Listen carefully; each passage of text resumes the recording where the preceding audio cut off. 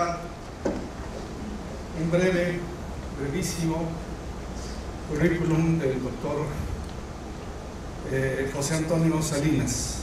Es licenciado en Oceanografía Física por la Universidad Autónoma de Baja California, maestro en Ciencias Computacionales por el Instituto Tecnológico de Estudios Superiores de Monterrey y doctor en Ciencias en Física de la Atmósfera por la Universidad Nacional Autónoma de México. Sus principales líneas de investigación versan sobre dinámica atmosférica en los trópicos, ondas tropicales, interacción océano-atmósfera, frentes fríos, modelación numérica de la atmósfera, modelación numérica de oleaje y desarrollo e implementación de sistemas de identificación de eventos atmosféricos. Docente de posgrado en la UNAM y en el INTA, así como en el Diplomado de Meteorología ofrecido por la UNAM. Es coordinador del Diplomado de Agrometeorología ofrecido por el INTA, revisor de proyectos CONACYT. Ha dictado diversas conferencias por invitación y ha sido revisor de trabajos en congresos nacionales e internacionales de meteorología. Ha participado en 6 cruceros de investigación oceanográfica y meteorológica en barcos tanto mexicanos como norteamericanos en aguas del Pacífico Oriental, cuyo objetivo fue estudiar la dinámica del océano y de la atmósfera en la región tropical. También ha formado parte de diversas campañas de campo para diagnosticar los impactos de ondas del este y el monzón mexicano, y ha instalado boyas direccionales para medir oleaje en ambos litorales mexicanos. Es miembro de la Asociación de Oceanólogos de México AC y de la Asociación Mexicana de Hidráulica, de la Organización de Meteorólogos de México AC y de la Unión Geofísica Mexicana. Cuenta con una treintena de publicaciones e informes técnicos y ha participado en más de 30 congresos nacionales e internacionales en conferencias por invitación. Es especialista en hidráulica de la Subcoordinación de Hidrometeorología del Instituto Mexicano de Tecnología del Agua. Los dejo pues a ustedes con el doctor José Antonio Salinas Pliego. Por favor.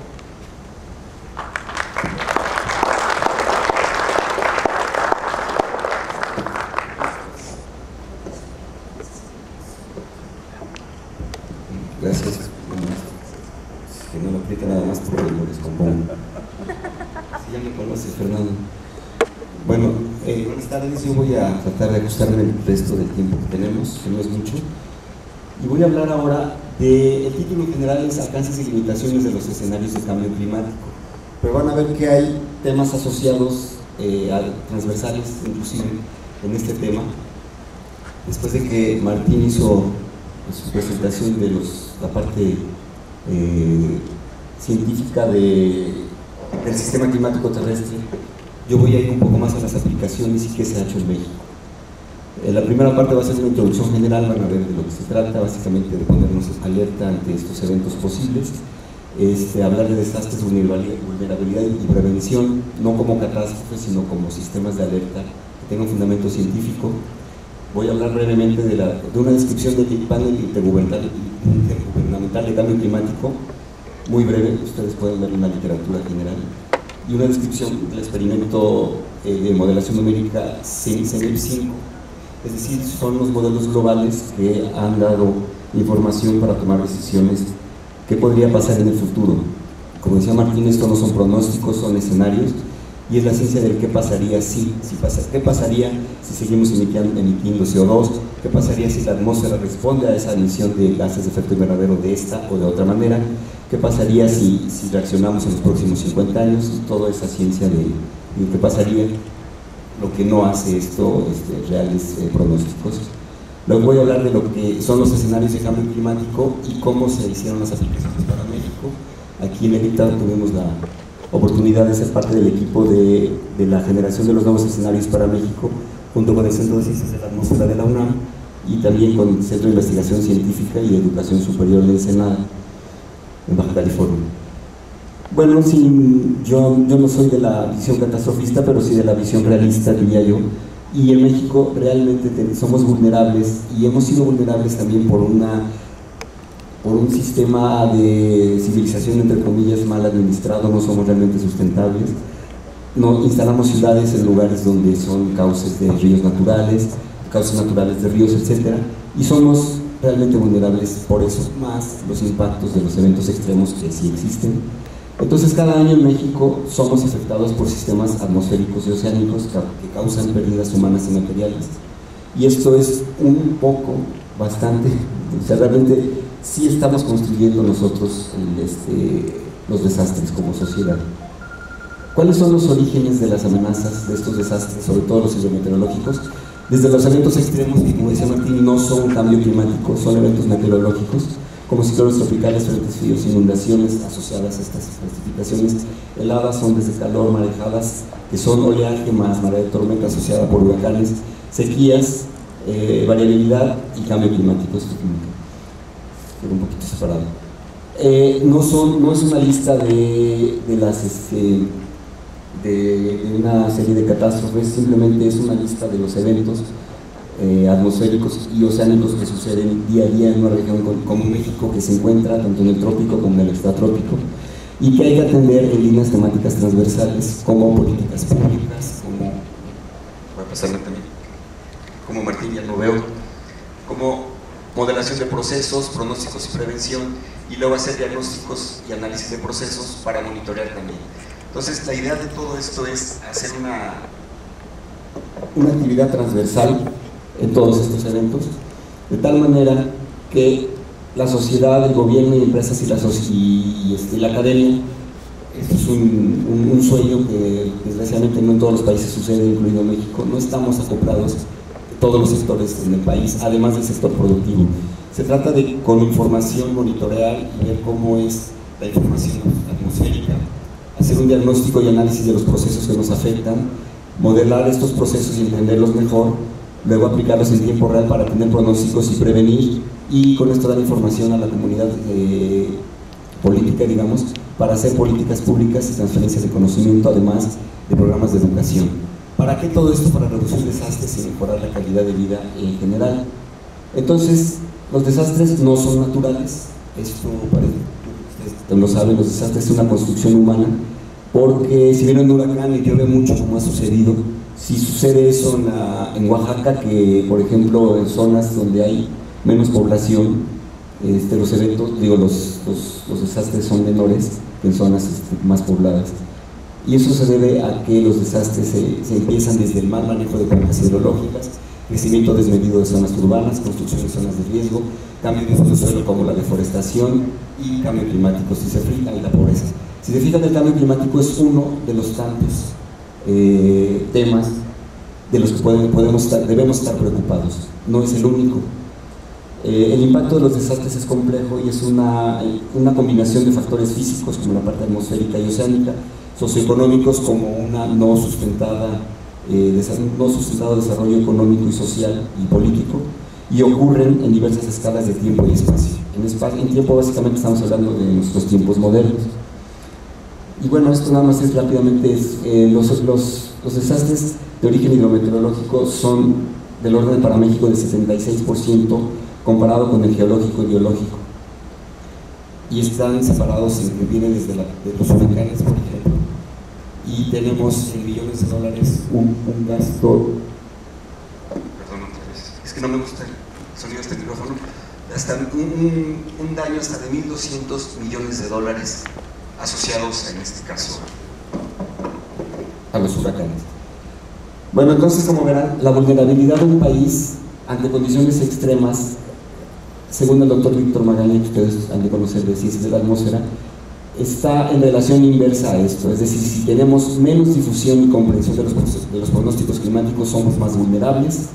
Si tenemos poca capacidad técnica para aplicar medidas preventivas, somos también muy vulnerables. Y tenemos poca disponibilidad de recursos financieros para aplicar esas medidas, seguimos siendo vulnerables. Es decir, mientras más difusión y comprensión de los pronósticos climáticos tengamos, que es la parte en que nosotros deberíamos estar muy preocupados, es decir, generar conocimiento con la ciencia y tecnología también con la ciencia y la aplicación a procesos muy concretos, pero sobre todo la capacidad de poder difundir todo esto nos va a hacer menos vulnerables. Y como Martín vio en su esquema, desde miles de años atrás o millones de años hay cambio. Entonces, como reflexión, lo único que permanece es el cambio, es decir, no podemos pensar que no haya cambio nunca, nosotros mismos cambiamos día a día. Entonces, lo único que permanece es el cambio y debemos de entender eso y tratar de eliminar una visión estática de la atmósfera, por ejemplo. Entonces, por ejemplo, este es simplemente un ejemplo de una mala información en medios de comunicación, como que uno, como podría esperar, de difusión, de divulgación científica. Por ejemplo, hablan de un clima desbocado, hablando de que en México, me voy a pasar otra vez para acá, esto es un ejemplo de lo que no es cambio climático. Por ejemplo, dice, el año pasado en México hubo temperaturas invernales de hasta 2 grados por debajo del promedio usual. Las temperaturas mínimas llegaron a menos 9 grados centígrados, incluso hubo nevadas. Bueno, el hecho de que un año en particular haya sido más frío que el promedio no es particularmente un evento como esos aislado, bueno, no aislado, sino único, no es cambio climático. Entonces, esto no es cambio climático. ¿Y por qué lo pongo? Bueno, Martín ya habló de lo que sí es cambio climático, es decir, de hablar de grupos de años como 30 años o más y cómo cambian en periodos de tiempo más largo. Entonces nosotros queremos entender, por ejemplo, que todos los inviernos tienen que ser iguales, y si un invierno o un verano es diferente, ya nos asustamos. Eso es una mala interpretación de Gracias.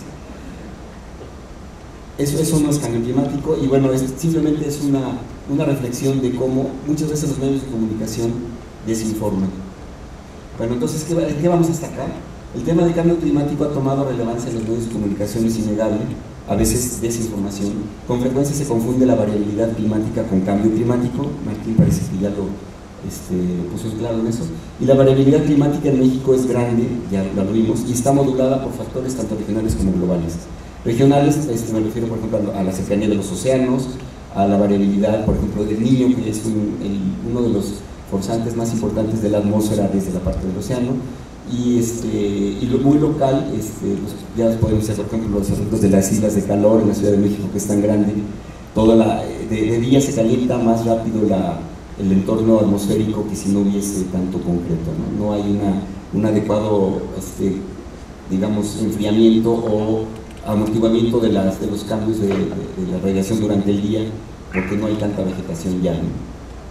Y ahora sí empiezo con hacia dónde vamos. Bueno, dado todo esto, tenemos que tomar acciones como nación, como país, como estado y como municipios, y también como familia. Entonces debemos de tener una información consensuada, digamos, en la que haya más información, más análisis. Y el IPCC en ese sentido existió a partir de 1988, fue generado por la OMM, Organización Meteorológica Mundial, pero es financiado por las Naciones Unidas, y es un órgano internacional abierto a todos los países que son miembros tanto de la Organización Meteorológica Mundial como de las Naciones Unidas. Y entonces la función del IPCC consiste en analizar de forma exhaustiva, objetiva, son grupos de científicos y se pretende objetiva, abierta y transparente, qué información científica tenemos, técnica, socioeconómica relevante, para entender los elementos científicos del riesgo, aquí por eso todo el rollo anterior, porque vamos a hablar de riesgos, vulnerabilidad, etcétera, que supone el cambio climático provocado por las actividades humanas, que Martín comentaba que hay estudios que indican que sí, las actividades humanas podrían estar alterando los últimos años, o ahorita el clima de aquí al futuro, y cuáles serán sus posibles repercusiones y las posibilidades de adaptación y atenuación. Entonces, de lo que se trata es que en grupos de trabajo, en este caso son 3 grupos de trabajo y un grupo especial. El grupo de trabajo número 1 es el que sienta las bases científicas, que es básicamente todo lo que habló Martín. El grupo 2 es de adaptación y vulnerabilidad, que son otras áreas de conocimiento, y la mitigación, que comentó que también es importante. El grupo de trabajo 1, por ejemplo, pues es que evalúa los aspectos científicos del sistema climático y cambio climático. Aquí está basado simplemente, bueno, no simplemente, sino está basado en dos herramientas. La herramienta que es los modelos numéricos globales y forzados bajo la información de los escenarios de cambio climático, que ahorita vamos a ver también qué son. El grupo de trabajo 2, ya evalúa otros aspectos como los impactos y su adaptación. El 3, las posibilidades, o sea, ¿cómo se llama? Limitar las emisiones de efecto invernadero, que es la palabra más que se me olvidó, pero bueno, es eliminarlos, hacer algo, actuar y no tener tantos gases hacia la atmósfera. ¿Qué es el CENIP 5? Vamos a empezar con qué información científica se cuenta. CENIP 5 significa proyecto de intercomparación de modelos acoplados. Acoplados es océano, atmósfera y atmósfera con otros procesos de la misma atmósfera de una manera dinámica, con la biosfera, con la criosfera, etcétera, todo el sistema climático terrestre. Y el CENIP 5, por siglas en inglés, es la versión 5, el anterior fue la 3, y son esfuerzos nosotros analizamos, ahora les vamos a mostrar 16 modelos, aunque son más, climáticos globales, del que verán que México no tiene ningún modelo. Nosotros no tenemos un grupo consolidado de modelación del clima y somos usuarios aquí en México solamente de esa información. ¿Cuáles son los modelos CENIP 5 y cuál es su propósito? Bueno, proporcionar un marco, es decir, información científica para experimentos sobre el cambio climático. Para los siguientes años incluye simulaciones de evaluaciones del reporte A5, reporte 5 del IPCC. Con esta información de los modelos, y nosotros somos usuarios de esos modelos para México, y ahora voy a mostrar de qué se trata, el grupo 1 del IPCC dio esta información para el reporte quinto de evaluación del IPCC. Y entonces el objetivo de estos modelos es experimentar sobre cuestiones científicas que surgieron como parte del reporte anterior, es decir, pues estamos en un proceso de aprendizaje colectivo en que cada reporte debe tener más información y más consensual o mejor. Y bueno, se espera que los diversos grupos interesados aporten experimentos adicionales, es decir, vamos por más información, más reportes, más modelos y más información.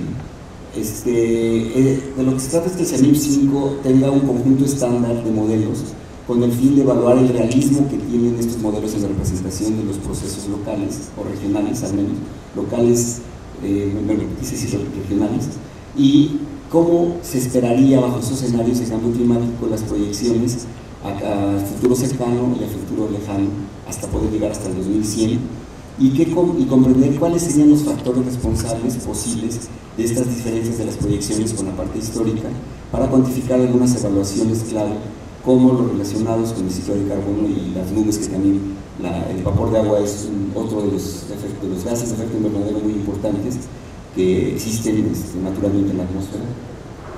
Y entonces, bueno, el CENIP 5, ustedes pueden ver en esta liga de qué se trata, y básicamente se hacen simulaciones a largo plazo hasta el 2100, incluyendo la parte histórica, y son los usuarios de esto. Información. Los escenarios no son pronósticos, son proyecciones, y una proyección es una evolución potencial futura, lo que se esperaría de una cantidad o grupo de cantidades usualmente calculadas utilizando un modelo. Es decir, si nosotros tenemos temperaturas asociadas a concentraciones de dióxido de carbono en la atmósfera, etcétera, esas de manera sistemática deben ser consistentes, y eso se le llama escenarios. ¿Qué tenemos en general? Los nuevos escenarios son, en este caso, 4, que se refieren al desbalance radiativo que existe entre la radiación entrante y la saliente, que desde luego no es 0, como decía Martín. Si el albedo fuera 1, por ejemplo, que es todo lo que entra, sale, que tuviéramos una temperatura de 18 grados centígrados bajo 0, no fuera la vida como lo es ahora.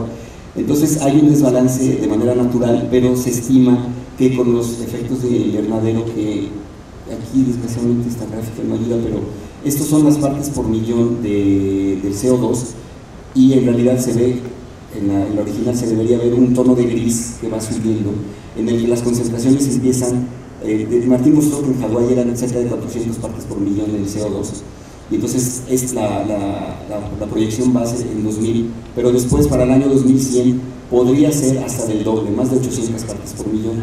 Y entonces cada uno de estos escenarios lo que es el desbalance radiativo en watts por metro cuadrado. Por ejemplo, el 2.6 es el escenario más optimista, que empieza con lo observado en el año 2000, y entonces diferentes gases de efecto invernadero como CO2 y otros gases, como el CO2 es el más importante, como verán, y se empieza a jugar con el qué pasaría si en lugar de que de aquí al año 2100 el desbalance no sea de 2.6 watts por metro cuadrado, sino de 8.5, que es el más pesimista, o del 6 o del 4.5, y entonces con esta información se le dan los modelos para los diferentes años y se hacen las simulaciones numéricas y con eso las proyecciones. Aquí en México hicimos una actualización de escenarios de cambio climático y usamos estos 16 modelos. Ustedes pueden ver que no hay ninguno mexicano ni latinoamericano, y bueno, cómo son países desarrollados que están aportando esta información. Para México lo que hicimos fue utilizar estos 16 modelos de circulación global o circulación general con diferentes resoluciones, son resoluciones de más de 100 kilómetros, entonces tendríamos que hacer adaptaciones o regionalización dinámica para que se pueda usar para México, y lo que hicimos fue utilizar observaciones, en este caso, es una combinación de observaciones con modelos del NAR, que es son reanálisis de Norteamérica, Norteamérica incluye México en este caso. En las variables de precipitación, temperatura, humedad específica, relativa, presión a nivel del mar y viento. Entonces, los modelos para México los evaluamos en la parte histórica, del 79 al 2010, y en dos futuros, un cercano 2015 al 2039 y un lejano 2075 al 2099, para 3 escenarios. Es decir, tenemos dos grupos de información, 16 modelos, que es un chorro de información, son teras y teras de información en discos duros, y observaciones NAR. Con esto nosotros, con las observaciones, vemos qué tan buenos son los modelos para reproducir la historia, el pasado, con error medio absoluto, error cuadrático medio, error medio absoluto, desviación estándar y correlación temporal en las diferentes variables, como comentaba. Y ver que también reproducen el ciclo anual, el ciclo estacional, los modelos, a los 12 tiempos, que son datos mensuales, 12 datos al año, o también la parte estacional, invierno, verano, primavera, otoño, en diferentes regiones de México, norte, noreste, sur, sureste, y ciclos estacionales y espaciales y temporales. Entonces, este es el área de estudio, tenemos 5 regiones. Les voy a mostrar solamente, por ejemplo, el suroeste, que es donde estamos ahora, el centro del país hasta el sur, hasta Oaxaca y Guerrero. Lo que vemos en general, por ejemplo, es que las observaciones que son NAR, cómo se ve un ciclo en el que en mayo son las temperaturas mayores en esta zona hasta de 27 grados centígrados, y cómo baja después para invierno, y cómo los modelos tienen mucha dispersión. Hay modelos muy malos como o muy buenos como que ustedes pueden ver aquí cuál es, pero si ensamblamos con el método REA, que bueno, no había tiempo de escribir todo, si yo les podría mandar si quieren de qué se trata este método, es ensamblar los 16 modelos considerando lo mejor de cada modelo y no considerando lo peor de cada modelo, es decir, ponderando de manera positiva los buenos, cuando reproduce bien el modelo por región, y cuando reproduce mal le damos menos peso. Entonces, bueno, ya el REA, que es el ensamble ponderado de todos los modelos, ya se parece mucho más a las observaciones. Eso es una de las primeras buenas noticias, en que toda la dispersión que tienen los modelos originales se puede disminuir si los ensamblamos. Y también lo podemos hacer para la precipitación. Nosotros vemos, por ejemplo, las observaciones, vemos la sequía interestival, que en agosto es una disminución de precipitación un poco pequeña. Ahora que estamos en agosto está lloviendo menos que en julio, y va a llover menos también que en septiembre. Y como el ensamble de todos los modelos ya se parece un poco, aunque no reproduce la sequía interestival, cualitativamente ya es mejor que, por ejemplo, este modelo, que seguramente fue un mal desempeño, se le dio un peso bajo y se mejoró con este ensamble. Estas son las técnicas que simplemente, que les interesa, desde luego les puedo hablar más después de esto, pero son el tipo de información que nosotros hemos usado aquí para México, para otros usuarios de esta información de otras áreas del conocimiento.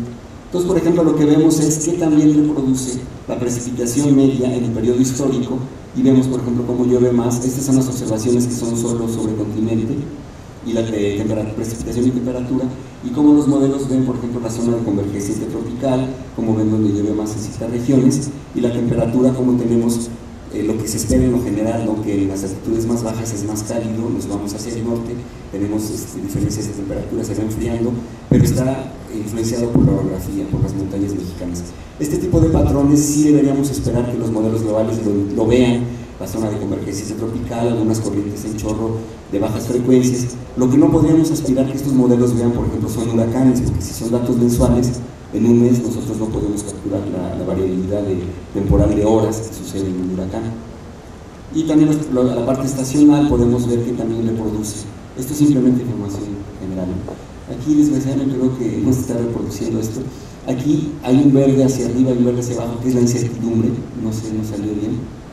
Pero básicamente lo que es esto es que en la parte histórica vemos, para la zona suroeste, por ejemplo, como en marzo-abril la temperatura es la máxima y luego el ciclo estacional, y para el escenario a futuro, en el futuro lejano, que es 2075 al 2099, el REA, que es la proyección futura de todos los modelos, reproduce cualitativamente, que es el verde, bien el ciclo estacional, pero indica que puede haber un cambio de hasta de 2 grados centígrados en el más noble de los escenarios, digamos, es el más optimista. En el mediano, hasta de 2.5 la temperatura podría ser mayor, y en el más pesimista podríamos estar hablando de cerca de 4 grados centígrados. Estamos viendo que este escenario con mayores emisiones de gas de efecto invernadero, o sea, el 8.5, esperaríamos una temperatura mayor, pero cualitativamente reproduce la parte estacional. Y luego lo mismo podemos ver en la precipitación, como la precipitación en lo general para las zonas para los meses de mayo, junio y julio, que es la zona lluviosa de la región, como tenemos una disminución estimada proyectada de precipitación en el escenario más optimista, pero en el más pesimista, cuando llueve más, que es en julio y septiembre, sobre todo julio, tenemos más, se esperaría menos precipitación en esta región. Bueno, si a ustedes les interesa esto, y ya con esto pretendo ir cerrando la plática, todo esto se generó a través de un patrocinio del Programa de Naciones Unidas para el Desarrollo, y fue bajado los recursos por el Instituto Nacional de Ecología y Cambio Climático, para el INTA, para CICESE, para Ciencias de la Atmósfera de la UNAM. Si ustedes consultan esta página, es una página dinámica que hicimos nosotros aquí en el INTA con colaboración de los otros centros de investigación. Está albergada, si ustedes ven, en el INEC. Pueden ver todo, esto es como le dicen, mapa de sitio, o bueno, con qué información hay en esta página web. Y ustedes pueden ver, inclusive, si les quedó dudas de algunas cosas, más información de todo lo que podemos ver aquí. Creo que Dani Martínez comentó, esta es la página web del INEC, ustedes pueden consultarla, pueden ver, en este caso, para 4 regiones, todos esos ciclos estacionales, para diferentes escenarios, para diferentes proyecciones a futuro, a la parte histórica, etcétera. Y bueno, esta información espero que sea de utilidad. Ahora estamos en la siguiente etapa, que es la regionalización dinámica, que es poner modelos globales como condiciones iniciales y de frontera. Pero los modelos globales sirven como condiciones iniciales y de frontera a los modelos regionales, que son modelos con más alta resolución. Ya no las distancias entre punto y punto serían de 180 kilómetros, sino posiblemente de 12 kilómetros, algo más útil para la sociedad en la estimación de los impactos. Entonces, como conclusión, tenemos, por ejemplo, que los modelos globales no podemos hablar de un solo modelo individualmente para decir este es el mejor modelo en esta variable, en esta región. Hay mucha dispersión, pero el método REA sí mejora significativamente la reproducción. Es decir, si tomamos lo mejor de todos los modelos, eliminando lo peor de todos los modelos, sí llegamos a una reproducción que mejora significativamente la información que podríamos conocer a futuro. Para el escenario más pesimista, la incertidumbre se incrementa en este caso, porque mientras en general es un principio de todos los modelos numéricos, mientras más nos vayamos al futuro, es menos cierto o más incierta la información que podemos generar. También eso de los modelos de pronóstico del tiempo. Y los modelos globales sí reproducen cualitativamente el ciclo estacional, cosa que es muy buena noticia, pero hay algunas cosas que no lo hacen muy bien. Por eso pretendemos meter los modelos regionales, y estima posibles incrementos en el futuro lejano, en el caso de la temperatura hasta 4 grados centígrados en el sureste, como veíamos, y en precipitación aproximadamente de 1 milímetro por día, que si lo ven por mes, pues estamos hablando de que el mes que tiene 31 días, pues habría 31 milímetros en promedio más, menos. Y bueno, los percentiles también podemos ver, no puse la gráfica, pero en general es que la precipitación se observará una disminución, y la temperatura un incremento en el escenario más pesimista. Y tenemos que comprender en futuro la influencia de la orografía. Esto es, como decía Martín, que los brincos de la orografía no los ven los modelos globales, pero un modelo regional sí. Podríamos ver, por ejemplo, la diferencia entre la Ciudad de México y Cuernavaca, posiblemente si tenemos resoluciones más altas de la base de datos de la orografía. y los efectos de los océanos adyacentes también deberíamos de conocer esos procesos de por ejemplo, la alberca de agua caliente que tenemos en México, la intensidad y ubicación de los eventos climáticos y meteorológicos, aquí por ejemplo sequías, cosas de largo plazo, pero meteorológicos me refiero a huracanes, a huracanes, ondas del este, frentes fríos, etcétera, que son tan frecuentes que impactan en el clima regional. Y a futuro necesitamos regionalizar tanto dinámica como estadísticamente los escenarios. Esto es un trabajo que como país ya estamos dando el paso. El INEC generó la Red Mexicana de Modelación del Clima, que está aglutinando a varias instituciones, incluidos nosotros en el INTA, y bueno, la idea es hacer estas regionalizaciones dinámicas. Son muchas simulaciones numéricas, se requiere equipo de cómputo de alto rendimiento, que tenemos aquí en el INTA, esperemos que sea suficiente, y con esto generar nuestros propios escenarios y tratar de ser más útiles a la sociedad con la información que requieren a futuro. Pues bueno, eso es todo de mi parte, espero que tienen preguntas.